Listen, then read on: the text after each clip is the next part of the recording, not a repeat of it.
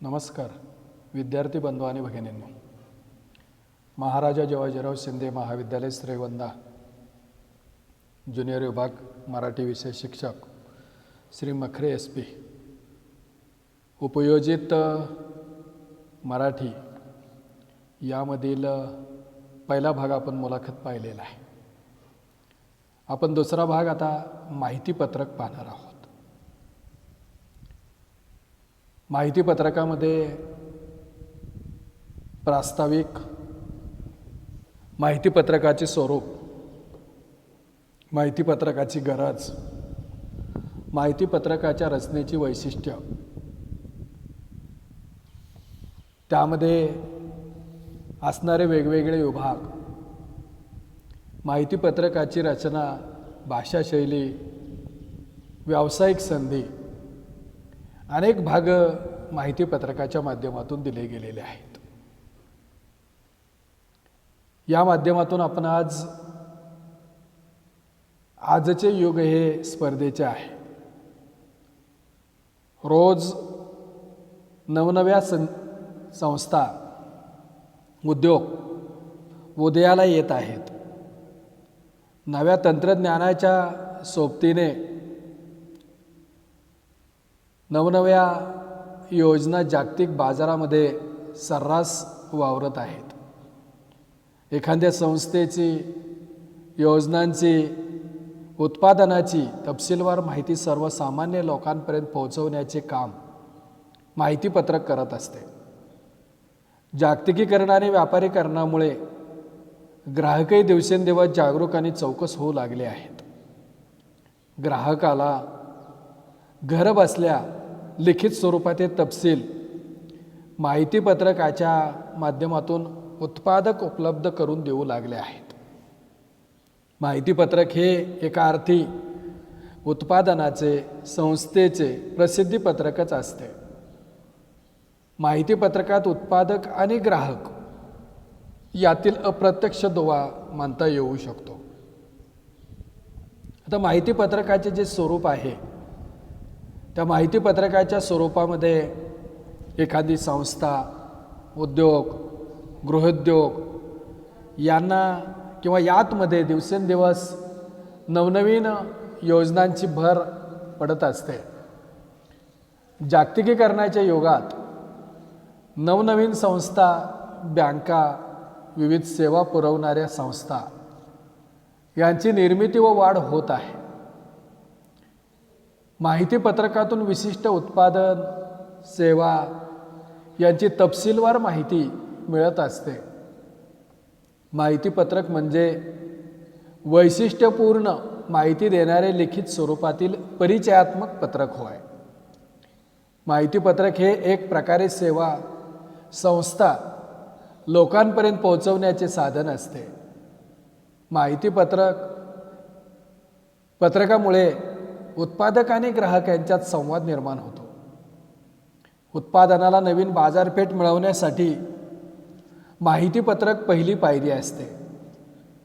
माहिती पत्रकात कमी वेळात, कमी खर्चात सविस्तर माहिती लोकांपर्यंत पोहोचवता येते. माहिती पत्रक उत्पादनाविषयी जनसामान्यांच्या मनात कुतूहल, उत्कंठा निर्माण करण्यात महत्त्वाची भूमिका बजावत असते. माहिती पत्रकाच्या स्वरूपामध्ये एकंदर असं लक्षात येते की माहिती पत्रक म्हणजे वैशिष्ट्यपूर्ण माहिती देणारे परिचयात्मक पत्रक होय. मग या माध्यमातून एक प्रकारे उत्पादन, सेवा, संस्था लोकांपर्यंत पोहोचवण्याचं एक साधन आहे. त्या माहिती पत्रकाची आवश्यकता काय आहे? तर माहिती पत्रक म्हणजे सर्वसाधारण प्रसिद्धी पत्रक असते. निरनिराळ्या संस्था, व्यापारी, कंपन्या, उत्पादक आपल्या योजनांची तसेच आपल्या उत्पादनांची माहिती लोकांपर्यंत पोहोचवण्यासाठी लिखित स्वरूपाच्या माहिती पत्रकांची निर्मिती करीत असतात.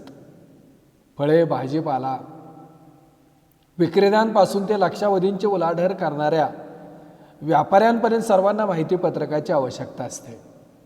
उदाहरणार्थ घरगुती वापराची उपकरणे, वाहने, कारखाने, औषधे, विविध खाद्यपदार्थ, रेडीमेड, साड्या अशा बाजारात उपलब्ध होणाऱ्या सर्वच वस्तूंची माहिती पत्रके पाहावयास मिळतात. यासोबतच सिनेमागृह, सांस्कृतिक संस्था, बँका, शैक्षणिक संस्था, पतपेढ्या, पर्यटन संस्था इत्यादीमध्येही समुदायाला आकर्षित करण्यासाठी माहिती पत्रकाची आवश्यकता असते. आता माहिती पत्रकाचं वर्गीकरण कशा स्वरूपात करावं लागतं, तर यामध्ये एक पानी माहितीपत्रक, लघुपुस्तिका माहितीपत्रक आणि पुस्तिका माहितीपत्रक. एक पानीमध्ये संपूर्ण माहिती पानाच्या एका बाजूला कधी दोन्ही बाजूला छापलेली असते. उदाहरणार्थ वर्तमानात येणारे दुकानांची पुस्तके, साडी इत्यादींच्या प्रदर्शनाचे एक पानी माहितीपत्रक असते. लघुपुस्तिका माहितीपत्रक एका पानाची कप्पे करून माहितिका छापलेली असते. कधी 2 ते 3 लहान पानांवर माहिती छापील स्वरूपात असते. उदाहरणार्थ हॉटेलमध्ये पदार्थांच्या नावाची लघुपुस्तिका माहितीपत्रक, औषधे, इलेक्ट्रॉनिक वस्तू इत्यादी सोबत असणारी लघुपुस्तिका माहितीपत्रक. आणि पुस्तिका माहितीपत्रकामध्ये 5-6 पानांच्या पुस्तिकेत माहिती छापलेली असते. उदाहरणार्थ एखादी संस्था, गुंतवणूक कंपन्या, शैक्षणिक अभ्यासक्रम इत्यादीची छापील माहिती असणारी पुस्तिका म्हणजे माहितीपत्रक. बऱ्याचदा माहितीपत्रक आणि परिपत्रक यातील भेद समजून घेण्यात चूक होऊ शकते. माहितीपत्रक आणि परिपत्रक यात पुसटशी सीमारेषा आहे. माहितीपत्रक मोठ्या जनसमुदायासाठी असते, तर परिपत्रक शासकीय कर्मचाऱ्यांसाठी काढले जाते. परिपत्रकात कायदेशीर बाबींचा अवलंब केलेला असतो. माहितीपत्रकाचे स्वरूप मात्र सामान्य जनांना आकलन होण्याजोगे असते. माहितीपत्रकात विश्वासार्ह माहिती असणे अपेक्षित असते. माहितीपत्रक हे विशिष्ट संस्थेचा, उत्पादनाचा, सेवेचा चेहरा असतो. आता माहितीपत्रकाची रचना कशी केलेली असते, त्या माहितीपत्रकाच्या रचनेची वैशिष्ट्य. मग माहितीला प्राधान्य काय दिलं जातं, तर माहितीपत्रकाच्या शीर्षकावरूनच त्याची प्रकृती लक्षात येते. माहितीपत्रकाचा माहिती देणे हा मुख्य हेतू आहे. ज्या विषयाचे माहितीपत्रक आहे त्याची सुसंगत, सविस्तर आणि अचूक माहिती त्यात असणे आवश्यक आहे. संस्थेबद्दल विश्वासार्ह माहिती गरजेची असते. उदाहरणार्थ संस्थेचे कार्यालय, पत्ता, नोंदणी क्रमांक, बोधचिन्ह, संस्थेचे संचालक, अध्यक्ष यांचे संपर्क, ईमेल, वेबसाईट इत्यादी माहिती अचूक असावी. माहितीपत्रकात माहिती वस्तुनिष्ठ व सत्य असावी. अतिशयोक्ती तसेच चुकीची माहिती माहितीपत्रकात असू नये. माहितीपत्रकाची भाषा साधी, सोपी, सरळ असावी. सामान्य लोकांना सहज आकलन होईल अशी भाषिक रचना असणे आवश्यक असते. माहितीचे स्वरूप सुटसुटीत असावे. माहितीचा अतिरेक असता कामा नये. परीक्षेत माहितीपत्रक तयार करताना त्यात चित्रे काढणे अपेक्षित नाही. फक्त भाषिक मजकूर पुरेसा असतो. आता त्या रचनेची जी वैशिष्ट्य आहे त्यातलं माहितीपत्रकाची उपयुक्तता,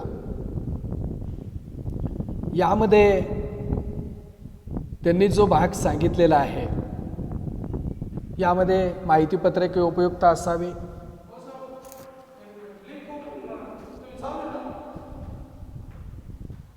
वाचून झाल्यावर चुरगळून फेकून न देता लोकांनी संग्रही ठेवावे अशा स्वरूपाचे असावे.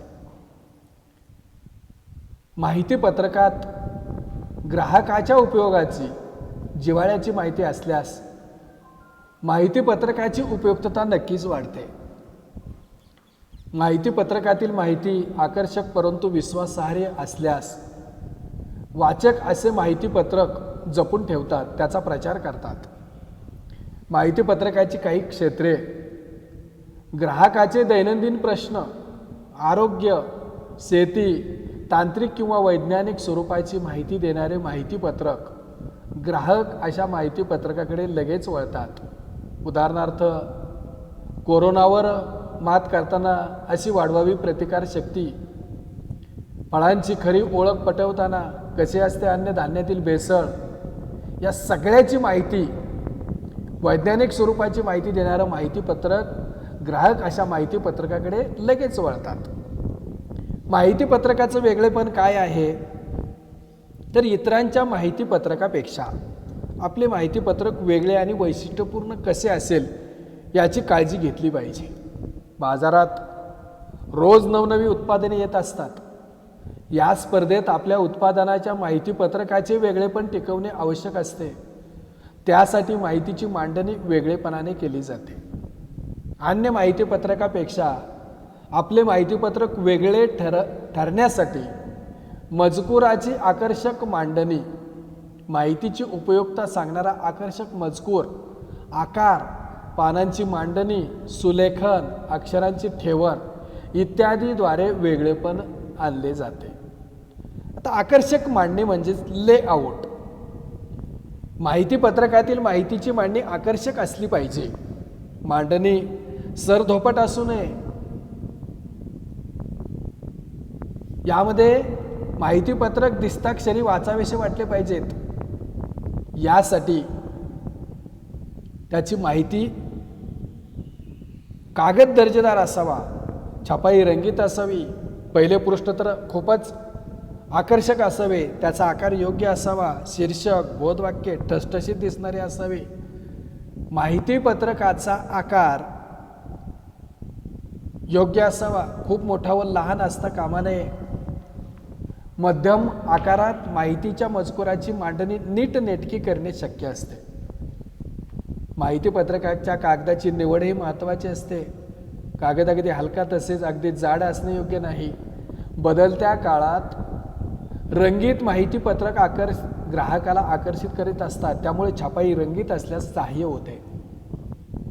माहितीपत्रकाची मांडणी दर्जेदार करण्यासाठी वेळोवेळी संगणक तज्ज्ञ, कुशल कलाकार, चित्रकार इत्यादींची मदत घेणे आवश्यक ठरते. आता याच्यामध्ये भाषाशैली. माहितीपत्रक केवळ पाहिले जात नाही तर ते वाचलेही जाते. म्हणून ते वाचावेसे वाटावे यासाठी त्याची भाषा आकर्षक आणि वेधक असली पाहिजेत. आपल्या उत्पादनाची सविस्तर व विश्वासार्ह माहिती ग्राहकांपर्यंत पोहोचवण्याचे माहितीपत्रक हे उत्तम साधन आहे. दर्शनी रूपासोबत माहितीपत्रकाच्या मजकुरालाही फार महत्त्व आहे. वाचकांना आकर्षित करण्यासाठी मजकुराची भाषा वेधक असणे आवश्यक आहे. माहितीपत्रकाची भाषा सोपी परंतु परिणामकारक असावी. माहितीपत्रकाची भाषा पाल्याळिक नसावी. मनाची पकड घेणारी आणि आशय सहज ध्वनित करणारी असावी. गाण्याच्या नव्या वर्गाची माहिती देताना सुरांची बैठक पक्की केली जाईल. तज्ज्ञांचे मार्गदर्शन आणि गाण्याच्या सरावाकडे विशेष लक्ष दिले जाईल. एवढा आशय एका वाक्यातून सांगण्याऐवजी पुढील मुद्द्यात तो मांडता येईल. ठळक वैशिष्ट्ये: स्टार करून सुरांची पक्की बैठक, दुसरा स्टार करून तज्ज्ञांचे मार्गदर्शन, तिसरा स्टार सरावावर खास भर. अशी जर या ठिकाणी आपण माहितीपत्रकामध्ये आपल्या भाषाशैलीच्या माध्यमातून ठळक वैशिष्ट्ये दिली गेली तर ते असणारं पुस्तक, माहितीपत्रक योग्य ठरल्याशिवाय राहत नाही. त्यानंतर आपण इथपर्यंत आज आपण माहितीपत्रकाची वैशिष्ट्य याबद्दल माहिती पाहिलेली आहे. पुढील भाग आपण पुढील तासाला पाहू.